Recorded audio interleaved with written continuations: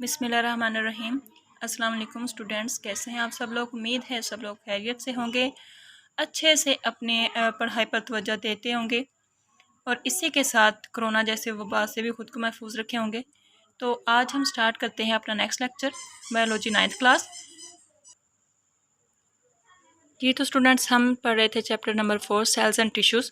तो आज हमने पढ़ना लेक्चर नंबर 6, जिसमें हम जैसा कि आपको पता है हमने स्टार्ट किया हुआ है अपना topic history of cell theory.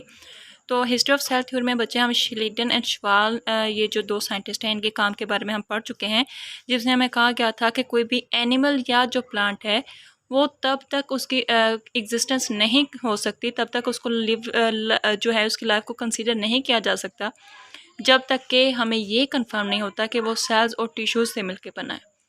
तो इसी तरह से इन साइंटिस्ट के बाद जिन साइंटिस्ट ने काम किया है आज हम उनके बारे में पढ़ेंगे। तो नेक्स्ट साइंटिस्ट हैं बच्चे हमारे रुडोल्फ विशो। इनको 1855 में इनका ये काम बताया गया है। रुडोल्फ विशो हैं हमारे पास जर्मन फिजिशियन।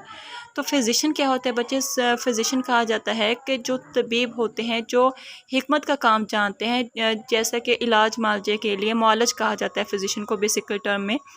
तो रुडोल्फ विशो जर्मन फिजिशियन है बच्चे। इन्होंने क्या काम दिया था, इनके अकॉर्डिंग इन्होंने जर्मन में एक सेंटेंस को या एक मुहावरे को यूज़ किया था, ओमनिस सेलुला ए सेलुला।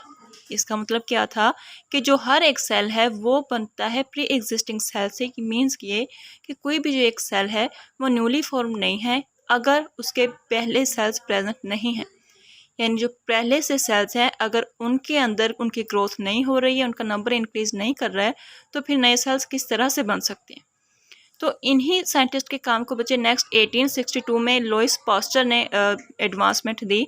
उन्होंने इस पे काम किया, जो कि रुडोल्फ विशो की जो कहावत थी ओमनिस सेलुला ई सेलुला, उस चीज़ को प्रूव किया अपने एक्सपेरिमेंट्स के थ्रू। लुईस पास्चर जो हैं इन्होंने अपने एक्सपेरिमेंट्स के थ्रू रुडोल्फ विशो के आइडिया को एक्सप्लेन किया, उनको बताया कि वो क्या कहना चाह रहे हैं और वो किस बेस पे कहना चाह रहे हैं। तो बच्चे ये जो हमारे लुईस पास्चर तक तमाम साइंटिस्ट हैं जिन्होंने सेल की थ्योरी पे काम किया है कि किस तरह से हमारा सेल है, उसकी हिस्ट्री क्या थी और किस तरह से प्रेजेंट फॉर्म में हमारे पास सेल आज मौजूद है। अगर नेक्स्ट हमारा टॉपिक है बच्चे salient features of cell theory. Salient features of cell theory की हमारी नुमाया खसूसियात क्या हैं, ये जो सेल थ्योरी हमने अब तक पढ़ी है, जिसमें हमारे पास डिफरेंट साइंटिस्ट ने काम किया है, डिफरेंट उन्होंने अपने कॉन्सेप्ट और आइडियाज़ दिए हैं। तो नेक्स्ट हमने पढ़ना है कि उस जो थ्योरी है उसकी इम्पोर्टेंस क्या है, उसके फीचर्स क्या हैं, क्या उसकी करैक्टरिस्टिक्स हैं। तो करैक्टरिस्टिक्स बच्चे ये जो हमारा salient features of cell theory हमारा बहुत ही इंपॉर्टेंट क्वेश्चन है। ऑब्जेक्टिव पॉइंट ऑफ व्यू से भी आपसे पूछा जा सकता है, ठीक है, और इसको सब्जेक्टिव में भी अगर कोई पूछना चाहे तो पूछा जा सकता है। तो बच्चे बेसिकली हमारे जो सेल थ्योरी के 3 प्रिंसिपल्स हैं वो क्या हैं, यूनिट, स्ट्रक्चर और फंक्शन ऑफ लाइफ। हमने स्टार्टिंग से हम लोग पढ़ते आ रहे हैं कि cell is a unit of life. तो हमारा जो एक यूनिट है, जो सेल है, वो क्या है कि स्ट्रक्चर के लिहाज से भी और फंक्शन के लिहाज से भी लाइफ का यूनिट है।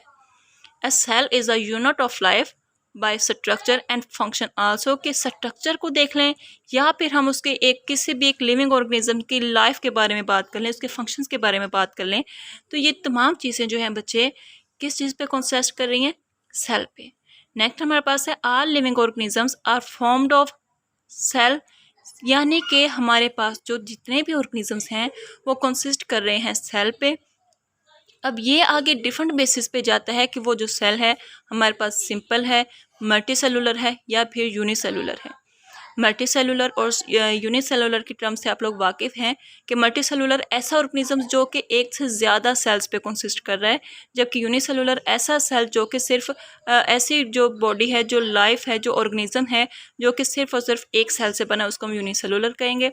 सो all living organisms are composed of many cells और all organisms are multicellular, ठीक है। जो हमारी थर्ड और लास्ट वन है, new cells arise from the old cells. इसका मतलब यह है बच्चे कि जो तमाम न्यू सेल्स हैं वो प्री एग्जिस्टिंग सेल से मिलके बने हैं।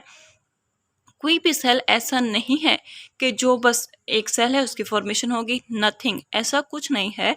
हमारे पास जो सेल्स हैं वो पहले से प्रेजेंट सेल्स की डिवीजन के बाद उनकी ब्रेकडाउन, जिस तरह से हमने पढ़ा था कि ग्रोथ होती है, सेल्स की नंबर इंक्रीज करता है, तो जो हमारे पास प्री एग्जिस्टिंग सेल्स हैं, पहले से मौजूद सेल्स हैं, वो जब उनकी डिवीजन होगी, वो जब इंक्रीज करेंगे अपने नंबर में, जब उनकी ग्रोथ होगी, तो उनसे न्यू सेल्स की फॉर्मेशन होगी। ठीक है, तो new cells arise from old sales.